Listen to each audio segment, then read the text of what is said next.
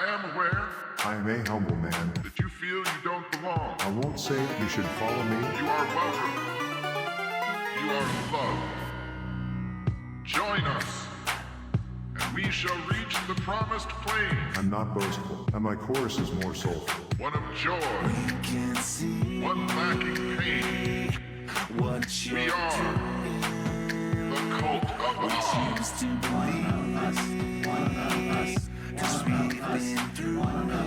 I am aware Don't say it. I can see you it. feel you don't belong. I don't wanna. You don't need it. Once again, we don't need you. What I'm needing. Don't say it. I can see it. Join us. I don't wanna. You don't We shall need it. reach Once the again, promised we don't plain. need you. One of joy, one lacking pain. We are the cult of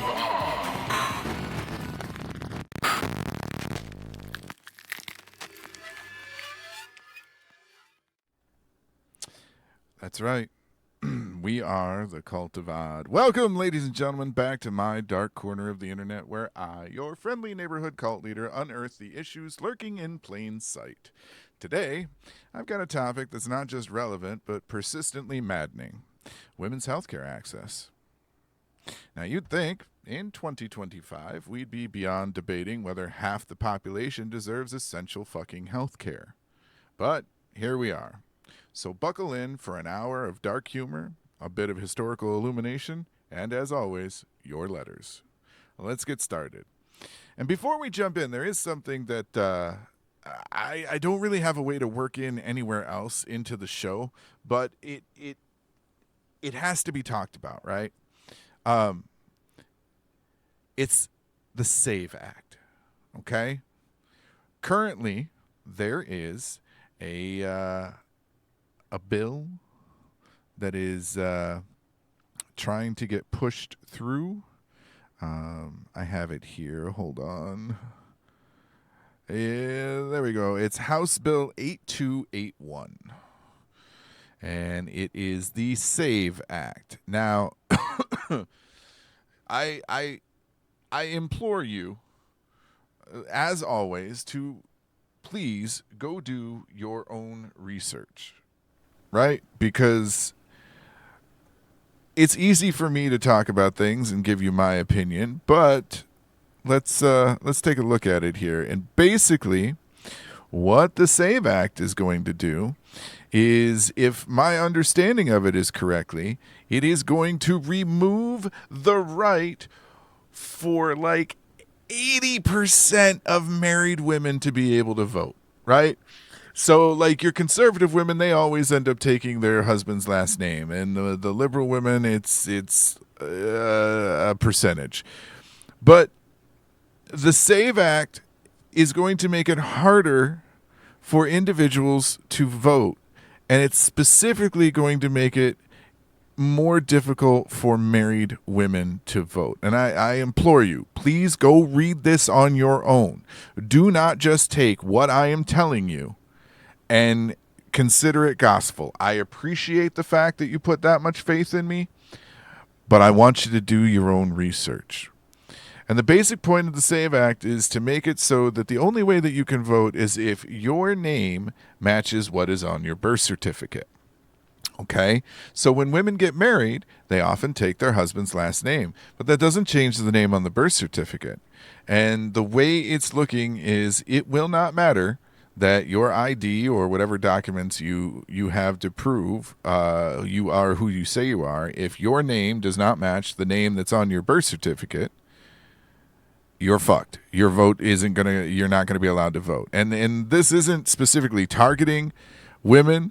This is specifically targeting trans individuals, if you ask me, because, you know, changing the name and stuff, and often the birth certificate doesn't get changed because legally it can't, but every other piece of document can be changed. So, like, I bring this up only because we're talking about women tonight. We're talking specifically about women's health care, but this is a piece of legislation that really needs to be addressed and people need to be more aware of. So, by all means, please research HR 8281. It has already passed the House, and you need to be aware of the SAVE Act. All right. Yeah, see? I came heavy. That's what she said. All right. So for some reason in this country, we have been at war with women being able to have bodily autonomy. And that's tonight's title, by the way, is Your Body, Your Choice, Women's Healthcare, because bodily autonomy should not be optional. Depress me harder. Yeah, I know. I know, Levi, because that shit is going to affect a lot of people that I know. And that's why I wanted to make sure that we took a moment to talk about it, because right now it's being pivoted and presented as this is going to affect married women, but realistically this is another jab at trans individuals and trying to delegitimize their voice within this country, and that is unacceptable. 100% unacceptable. In fact, in a couple of weeks, we're going to be talking about trans issues as well. So just bear that in mind. I have a cat who is very upset at me that he's not being loved. Right? But that's the thing. Like, even if you don't want to change your name, like if you decide to change your name, you should still be counted as a legitimate individual with a legitimate voice. I couldn't figure that out.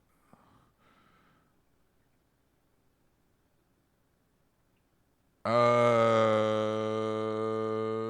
don't think I can, because I'm using Restream right now. It's fine. It'll be fine. I don't care. I'm using Restream, so I was hoping that it would change things, but it did not. I will on Restream.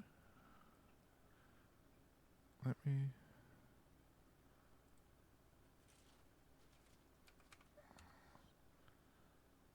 Okay.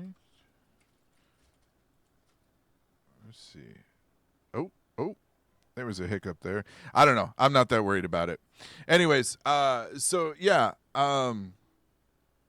we're trying. I'm pretty sure TikTok is gonna ban my account before the end of tonight, right? Like I'm almost certain that I'm gonna say something, or I'm gonna do something, or I'm gonna like run sideways of TikTok somehow. So I'm just waiting for it to happen. I'm waiting for the stream to get killed on TikTok. So if you are watching me on TikTok, welcome. Hi.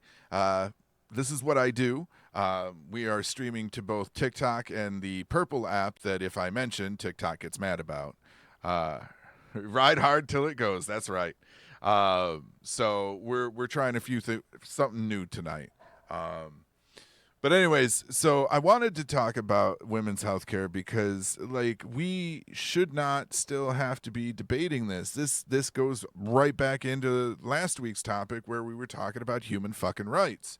Is we should not have to keep debating these things. These things are only political issues because they don't want to actually work on the things that we truly fucking need worked on.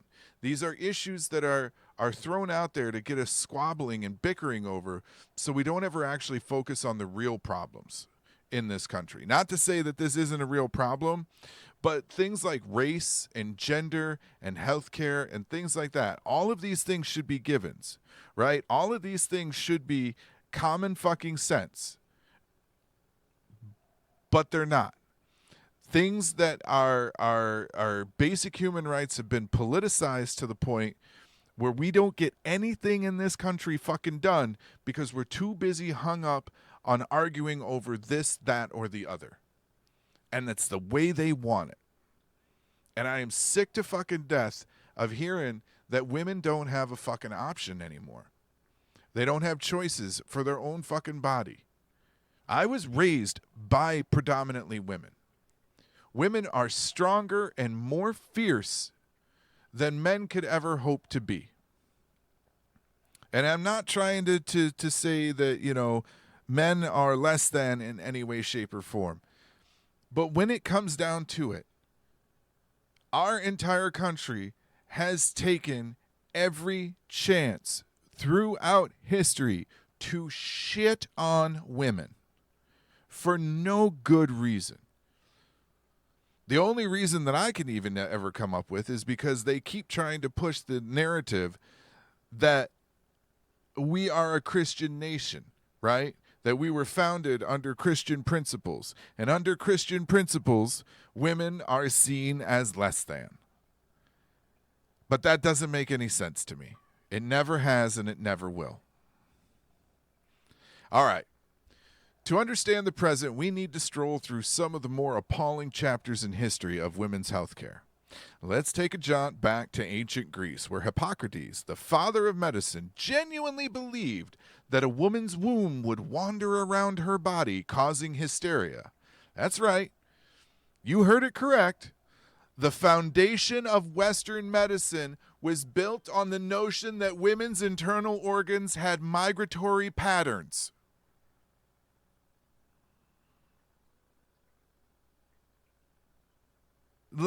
Just think about that, right? So we fast forward a few centuries and we hit the 19th century, where the diagnosis of female hysteria was in full force. Women showing signs of distress, depression, or simply too much autonomy were declared mentally ill. Imagine that logic applied today. Half the female population would be involuntarily committed. But of course, men were immune to such nonsensical diagnosis, because clearly the root of all human wisdom lay solely with them.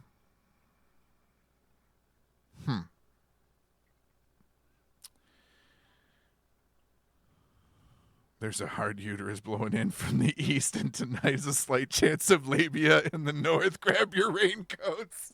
It's getting moist out there. It's getting moist. Definitely getting moist. All right.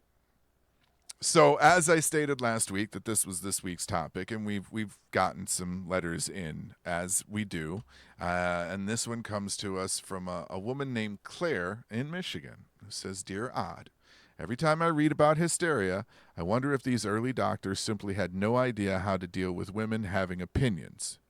Claire, I think that's the most likely hypothesis. You'd think these guys would have read a book or two on anatomy, but no, they chose demonization instead. And hysteria is the whole reason that we have vibrators, right?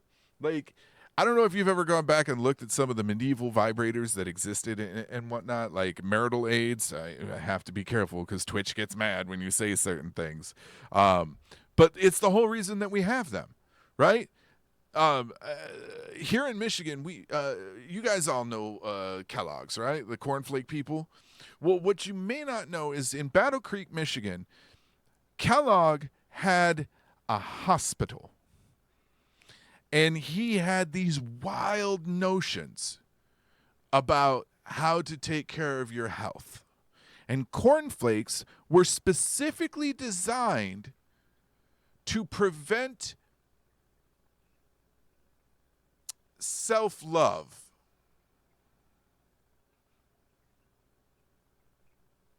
The idea was that if you eat cornflakes, you will have no desire to self-love.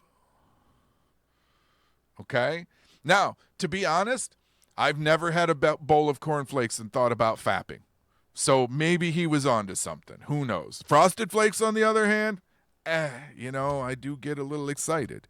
But no, so Battle Creek, Michigan was the home of the Kellogg Hospital, and the whole reason that we have cornflakes is because him and graham crackers. Yeah, that was the abstinent approved meal options. Yeah, that's also why we have graham crackers, by the way, too, is they were keeping people from, which, again, I've never been eating graham crackers and been like, man, I got to rub one out. So maybe they were onto something. Who knows? But yeah, so like, there's a movie that was made. It was called Road to Wellville. Okay, it is very much a fictional telling, but there is some truth in a lot of that fiction. I like it dry. How dry do you want it? Anyways, so back to Claire's letter is like the doctors had no idea, and it really does come down to they didn't want to deal with women with opinions. They didn't want to deal with women who were depressed and upset about their station and their lot in life, and that they were nagging and complaining and all these things. So they figured, let's find a way to get them to stop. And apparently marital aids were their decision. Let's give them some good vibrations. So let's talk about statistical realities that aren't pretty. Now that we're acquainted with some historical gems, let's talk numbers. Here's a reality check. According to recent statistics, 19 million American women live in contraceptive deserts, regions where access to a full range of birth control options are virtually non-existent.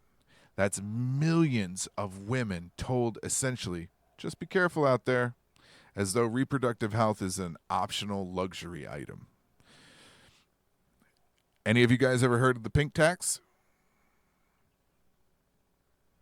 Women pay, on average, anywhere from 20 to 30 cents more per dollar per item. Right? So if you look at men's razors and you look at women's razors, they're the exact same thing, right? Aside from the fact that the women's razors have those giant moisturizer bars on them that aren't always necessary. There is a 20 to 30 cent tax for each dollar added on to women's items. A men's razor will be cheaper than a woman's razor. Women end up paying more for tampons and pads and other healthcare items than men pay for things of equal importance. All right? And it's called the pink tax. And it is very well known. And it's not just on healthcare items. Women pay more for shirts, shoes, pants, everything. Everything that a woman needs, just like a man would need, they end up having to pay more for because of the pink tax. Why? Why are we charging women more simply for being women? That doesn't make any sense. Yeah, contraceptive deserts.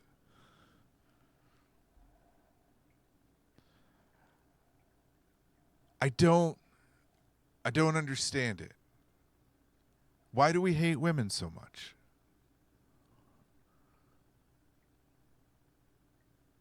It doesn't make any sense to me.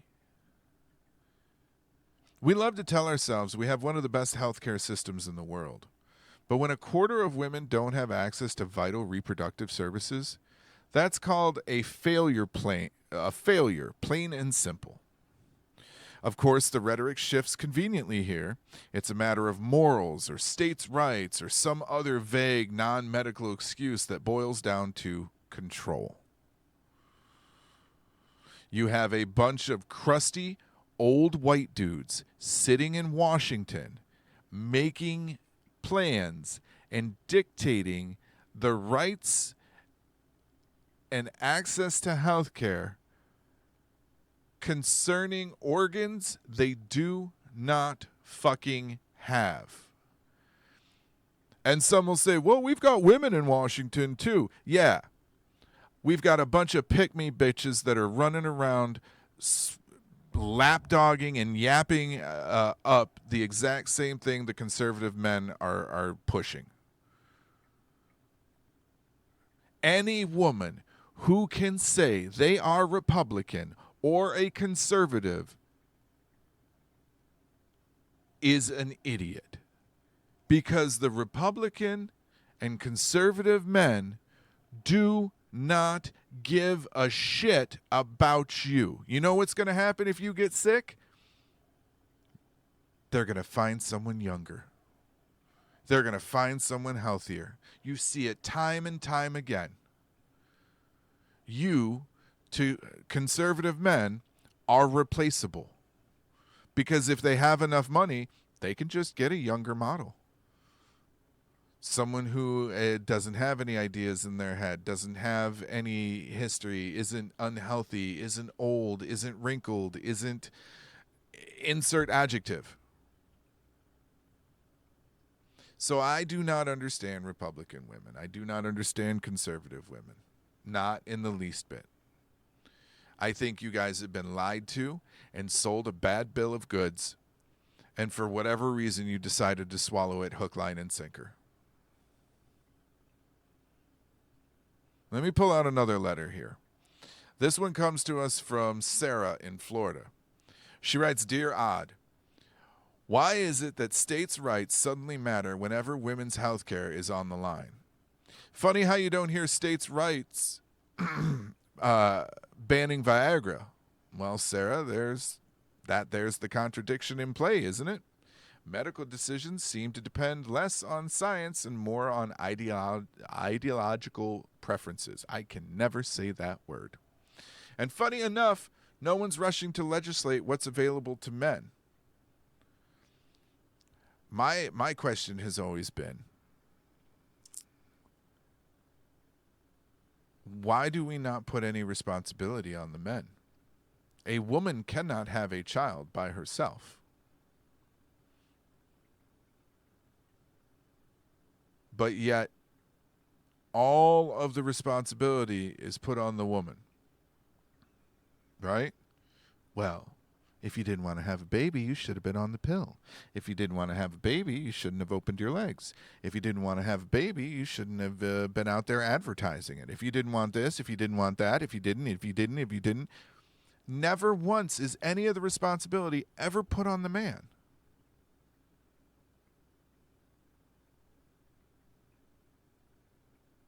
Honestly, even in life, once the kid is like, once conception happens, right, and the woman is pregnant, men are given the ability to run away scot-free for the most part, right?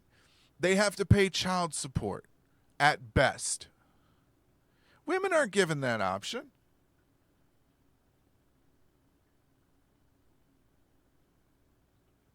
And God forbid the woman actually want an abortion, right?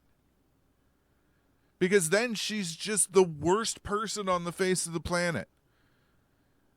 You have motherfuckers that stand outside clinics and scream obscenities and call them the worst fucking things on the face of the planet. The worst names, the most derogatory slurs. And for what? Making a choice? I know we're supposed to believe that every life is precious, that every life matters. Well, if every life matters, what about the life of the mother? Because sometimes you find yourself in positions that you can't manage. And we all know that, welfare is the devil, right? Don't you dare ask for WIC. Don't you dare ask for EBT. Don't you dare ask for any assistance whatsoever. You need to pull yourself up by your bootstraps. Maybe you should have fucked a guy with a car. Maybe you should have gotten pregnant by a dude that had a job. Again, every turn, we put the responsibility on women. And I know it takes two to tango, as they say, and that the responsibility is on both sides. I get that. But the other side isn't accepting any of that fucking responsibility. The other side is like, oh, yeah, it's her problem now. I'm going to go on and drink a beer and watch football and probably knock up 6 other women on my way there. We wonder why at every turn men are demonized, right? We wonder why women chose the bear. We wonder why every bit of media shows men to be bumbling fucking idiots. because that's what we portray ourselves to be. We, as men, have utilized weaponized incompetence for so long. We have gaslit. We have abused. We have manipulated in order to abstain from any responsibility. And we think that because our skin is white and we have a dick between our legs, that gives us some kind of authority over others. And that's not the case. We, as straight white men, have no authority over anyone but ourselves. We do not dictate what women can do. We do not dictate what people of color can do. We do not dictate what gay and lesbian people can do. We do not dictate what rights trans people should have. We dictate what straight white men should do. And that is it. That is the only thing that we have any kind of say over. And it is the only thing that we should have any kind of say over. But no, we seem to think that, we're in charge of the world. And we're not. We're just not. And I'll even take the qualifier of white out of it. Straight men, and you know what? I'm gonna take straight out of it too, because there is a lot of motherfuckers sitting up in that fucking Capitol right now that have sneaky links that they got off a grinder. So we're just gonna leave it at men. Men do not have any right to tell anyone what to do other than other men. That is it.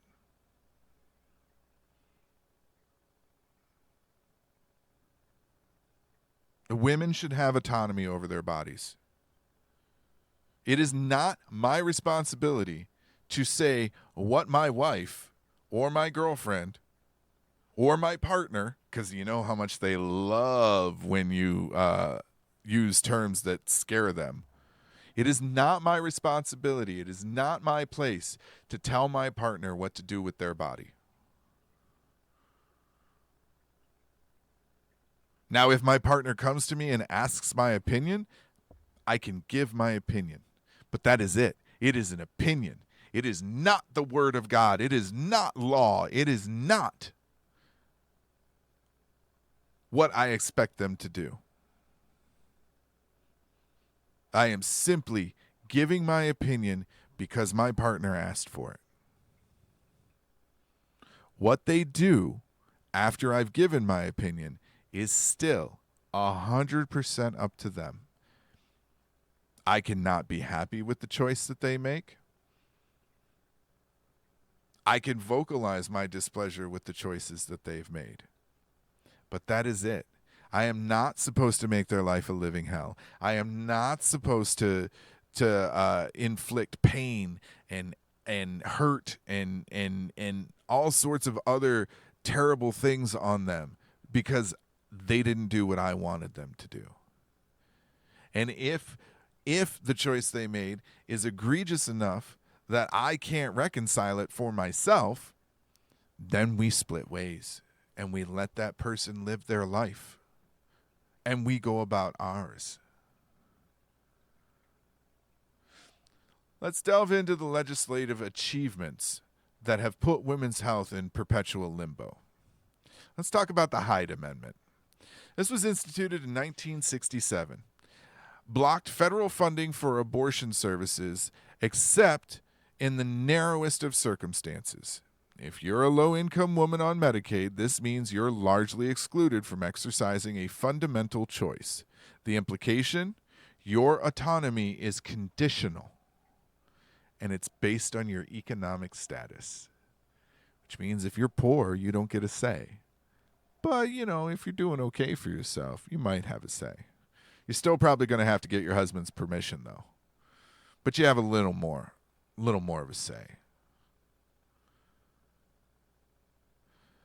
But Hyde isn't alone in this sea of restrictions. Just look at the recent wave of 6-week abortion ban laws that have made their way into several states. 6 weeks, folks. That's 2 weeks after a missed period. A timeline so narrow it's practically designed to exclude anyone who's not actively monitoring their cycle like a hawk. And it's absurd. Because I'm going to tell you what, again, raised by women, have been with women my entire life.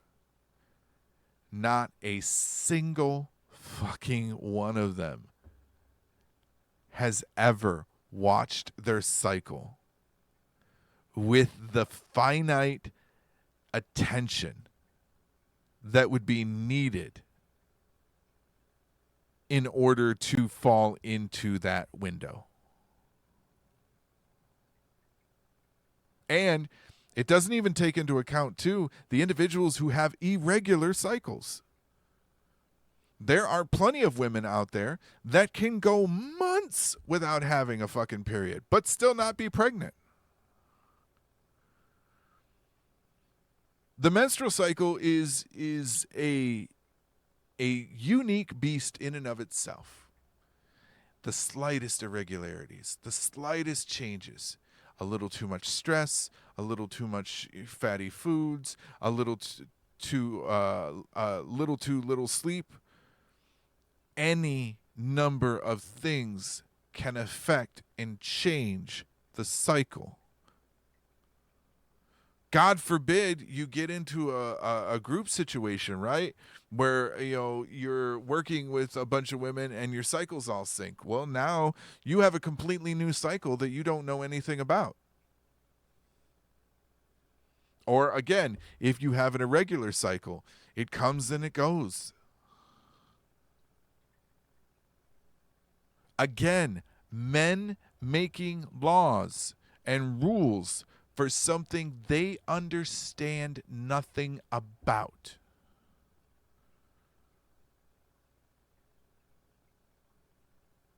And this is somehow okay. This is a fight that we have been fighting for over 50 years. It is 2025. And we just mentioned what? 1976? You mean to tell me that since 1976 we haven't pulled our heads out of our fucking asses? Why? Because it's by design. Again, those that are in power, however you want to look at it, whether you want to look at the people sitting in Washington or you want to believe that there's some global cabal that has ultimate endgame, or the fucking reptilian lizards, whoever you believe is in control has been keeping it this way for a very long time. Because as long as we're arguing, as long as we're complaining, as long as we're bickering over who's got the right to do what and who has the right to exist, we're not holding the government accountable for all the bullshit that should be being taken care of.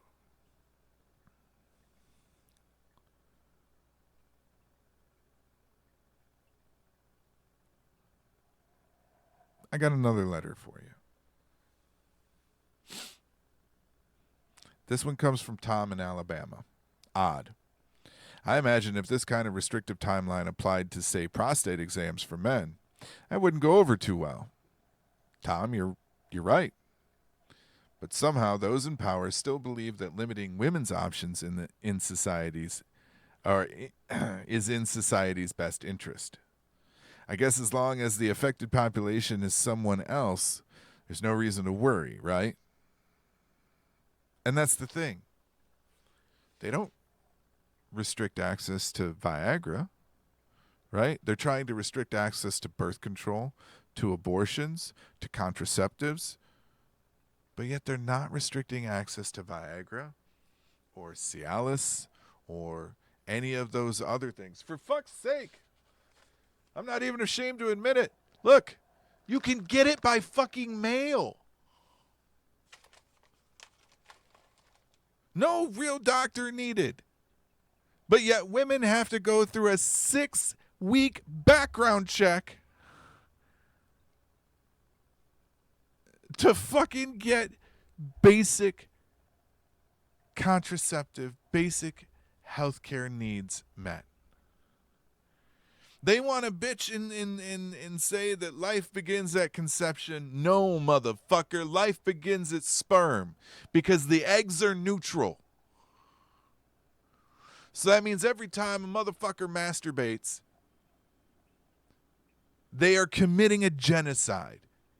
Men in their prepubescent stages have committed more child deaths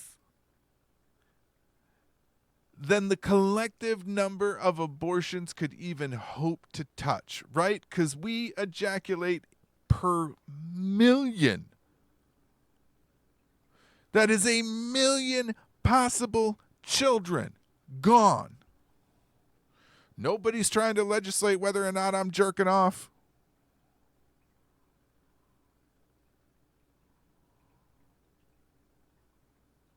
Why is that?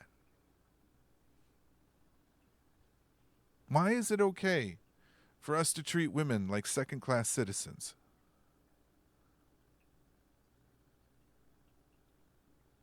Every single one of you out there that's watching right now, you have a mother, you have a grandmother, you have an aunt, you have a sister, you have a niece, you have daughters, you have granddaughters.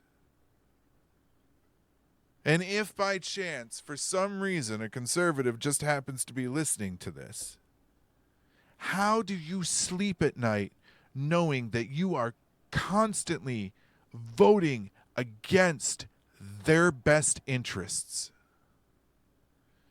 Every time you step into that voting booth and you vote for a conservative or you vote party politics for Republicans, you are spitting in the face of the women you so claim to love.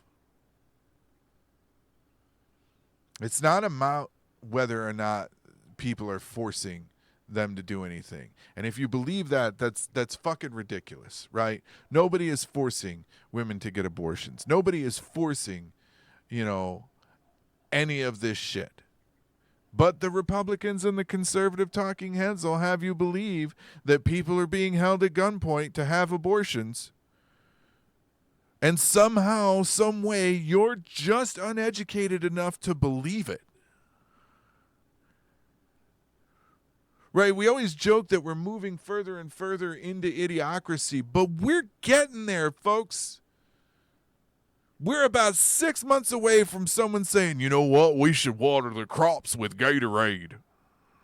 It's got electrolytes. It's the stuff plants crave.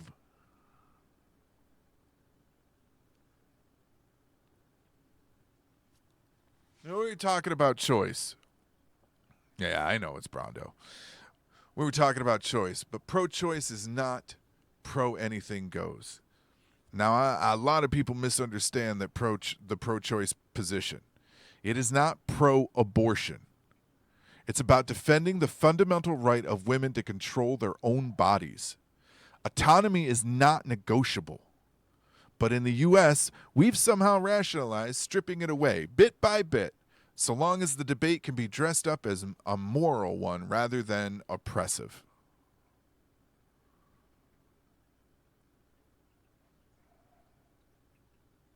But who's to say whose morals are right? We are not. Let me say this again. We are not a Christian nation. We were not founded under Christian beliefs. We were founded under freedom. Freedom of speech, freedom from religion, freedom from taxation without representation, freedom from a lot of the shit that we've become.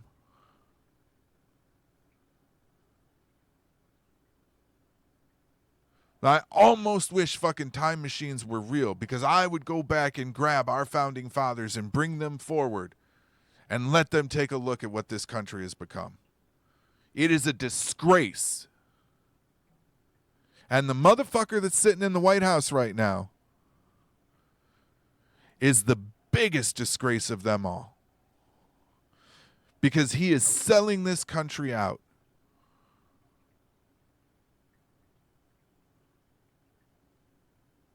It is like a going out of business sale.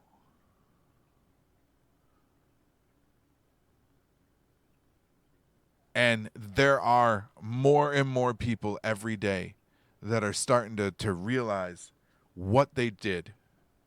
And there is a lot of buyer's remorse going on out there.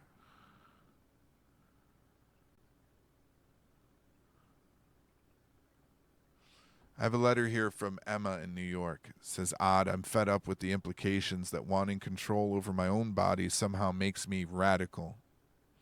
Is basic autonomy suddenly an extremist position? Yeah, Emma, it is. And this is precisely the problem. Autonomy, framed as a dangerous demand, gets vilified. Imagine if men had to appeal for the right to refuse certain procedures. Right? We'd see billboards, rallies, social media hashtags, the whole kit and caboodle. But when it's women, somehow that same autonomy is up for discussion. Fascinating, isn't it? Imagine if men couldn't get prostate exams, or men had to ask permission to get vasectomies, or men had to ask permission to shave their face. Do you realize at one point in history a woman could not cut her hair without her husband's permission? A woman could not go and get medical procedures done without her husband's permission. Hell, even to this day, a married woman, if they run into the wrong doctor, will have to produce proof that whatever she wants to have done is okay with her husband.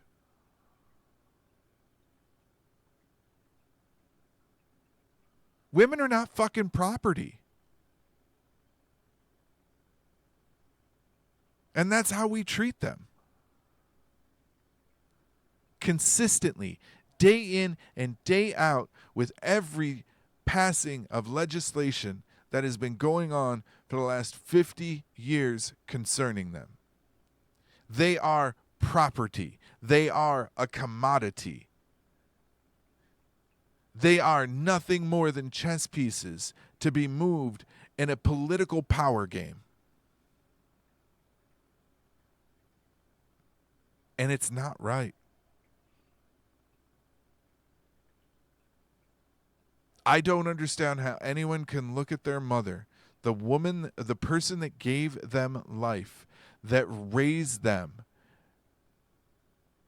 and say, you don't mean shit. Actually, that's not true. I know some women out there that have been really bad mothers that I could see, their kids saying that. However, when it comes down to this discussion,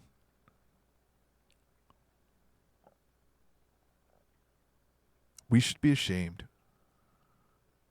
We should be disgusted. We should be physically ill at the thought of continuing down this path.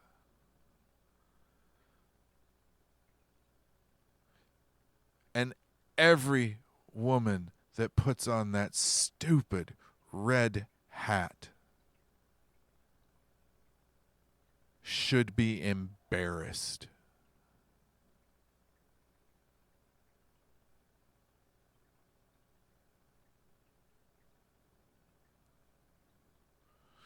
Let's consider the mental burden these restrictions place on women.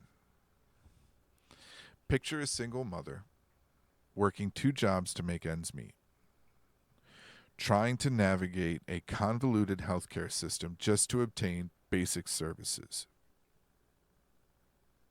It's not just physically exhausting, it's psychological warfare. Constantly wondering, will this be available tomorrow? Will I lose my job if I take time off for this appointment? This stress is orchestrated by policy and deliberately imposed.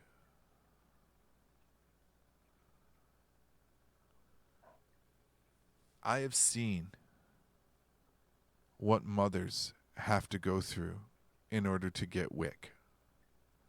I have seen what women have to go through in order to get any bit of welfare. I have seen the mental and psychological toll it takes on people navigating the welfare system. I myself have been on welfare before, and it is a nightmare. They will send you paperwork and tell you that they will call you on a certain date to discuss things.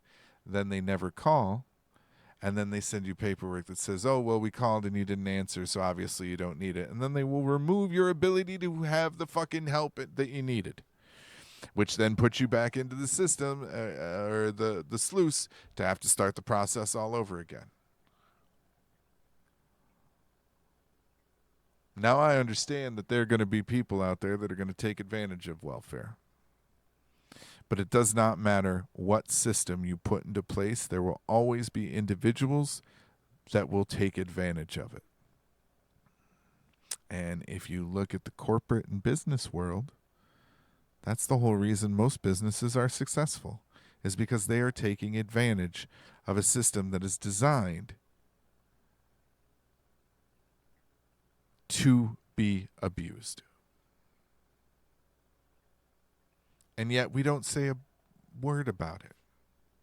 We want to demonize the people that need the help the most. We want to go after the people who don't have very much.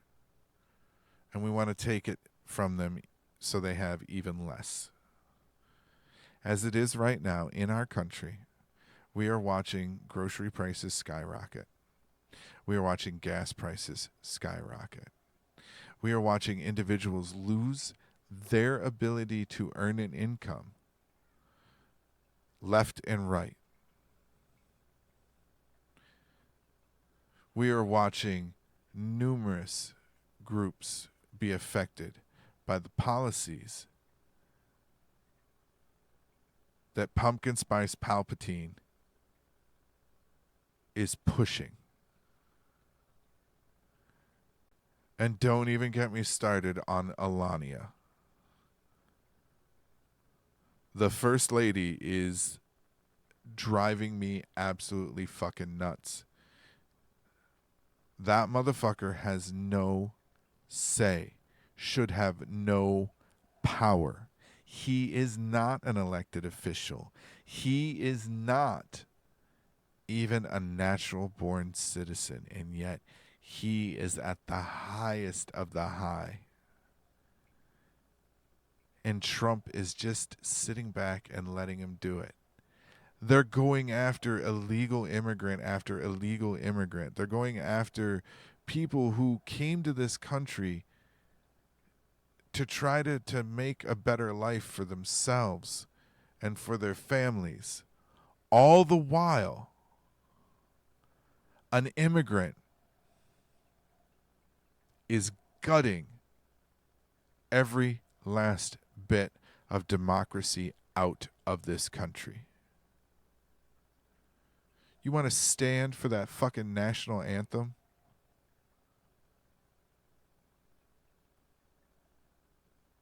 But you're not willing to stop what's going on?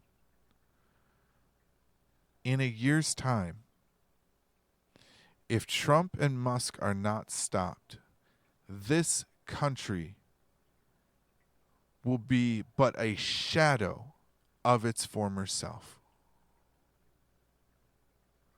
We're already pretty close to it. But they are destroying democracy at every turn. And because they were able to fool the simple-minded voting base to make them think that they were one of them, that they were going to benefit, that everything was going to be so much better as long as you looked like them. But in reality, that's not the case.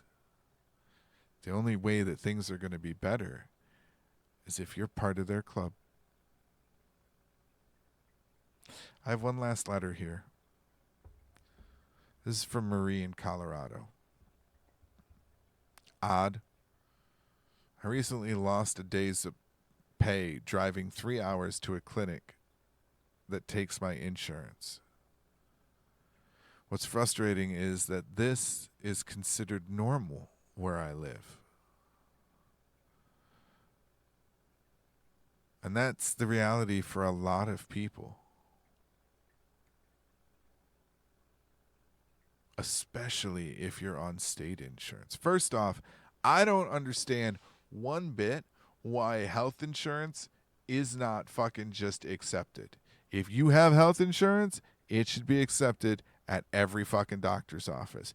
Get the fuck out of here with that bullshit that we don't take your insurance. Bitch, it's insurance. Take it. Oh, well, we don't get paid by that insurance. Then take it up with the insurance fucking company.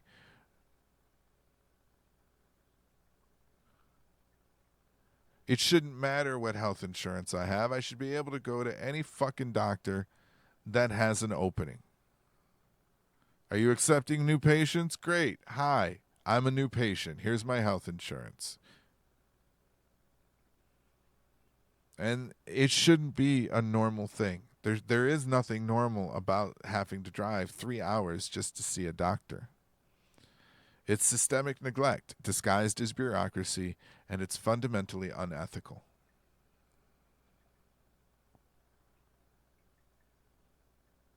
But yet we're okay with it. Because we've been made to believe that anything that would benefit everyone is wrong. Socialism is bad. All these other countries that have universal health care, we're told left and right, it's terrible. You have to wait 6 months to see a doctor. You have to do this. They can deny simple procedures. It's not true. And we're finding out as we reach beyond the fucking curtain that we did not realize was there, that the reality is there are many countries that are great. There are many other places that look at America as if we are the third world country. Because we are. You can't drink our water. The air is toxic. Our food is nothing but poison.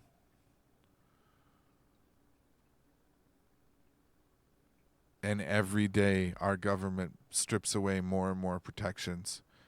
So corporations have more and more leeway to harm us.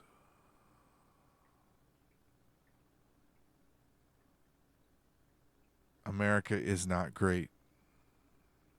America will not be great. No matter what we do. Until we collectively get all on the same page and stop letting all of the extra shit divide us, and we band together and stand against the true oppressors of this country.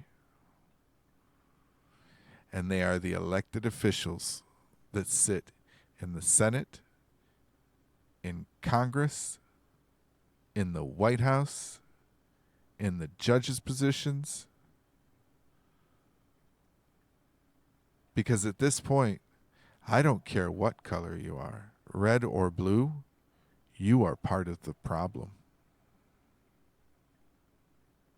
There are a few that are still trying, but for the most part, Democrat and Republican does not fucking matter. You are all part of the fucking problem. Because the Democrats seem to be sitting on their fucking hands, not willing to actually do anything. They sit there and shake their fingers and whine that the right is not playing fair and that they're doing this and they're stepping outside the rules and they're doing that. Motherfuckers, nut the fuck up and start playing the game they are.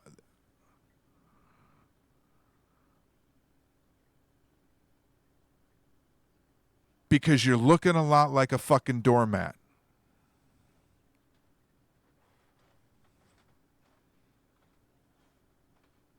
And it really is time to stop being the doormat.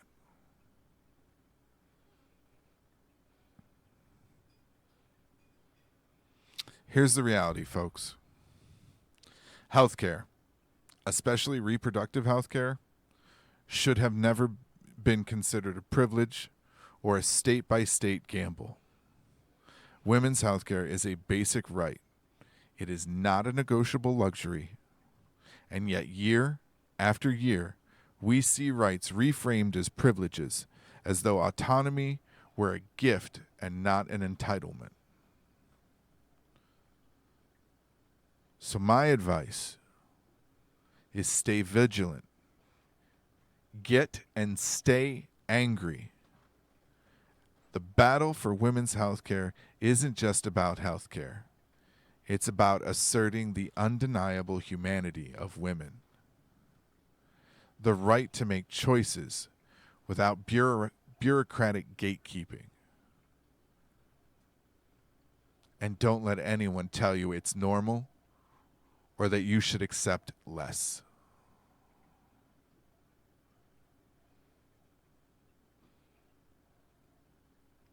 Because we need to stop sitting idly by and watching the women in our lives that we love and care about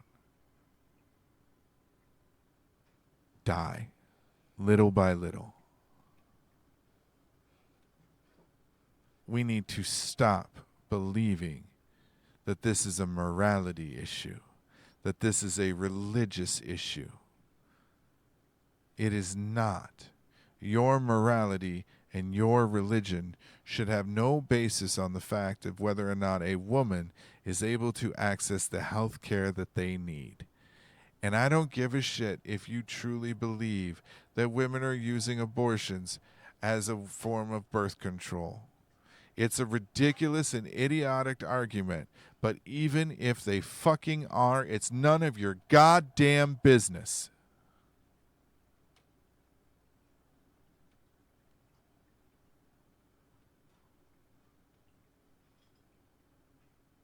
Get it through your fucking heads. Next week, we're going to talk about capitalism. See, remember I told you we're going back to basics. We're covering the simple shit that all of you should understand already. But for whatever reason, you don't. Some of you do.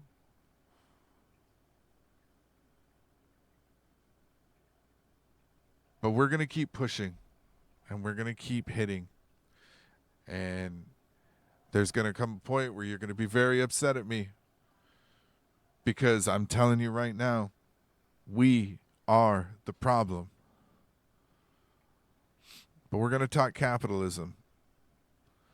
Next week's show is The Economy, Capitalism's Masquerade Party. I hope you guys enjoyed this episode. I want to thank you if you were watching me on TikTok. I don't know how many of you are actually watching. I can't see the comments or anything like that. Hell, I may not even have a TikTok account when I finish this. Who knows? For the rest of you, you're joining me on the Purple app, Twitch. We will be back next week, same time. And again, topic is the economy, more specifically capitalism. And let's see what kind of shit show the week brings for us next week.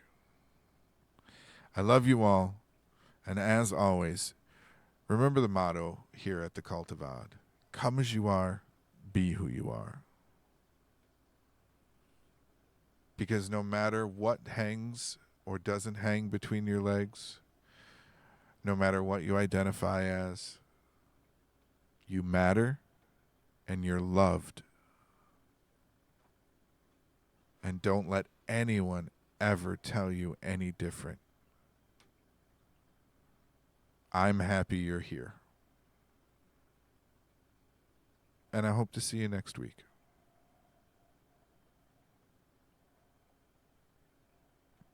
Bye, guys.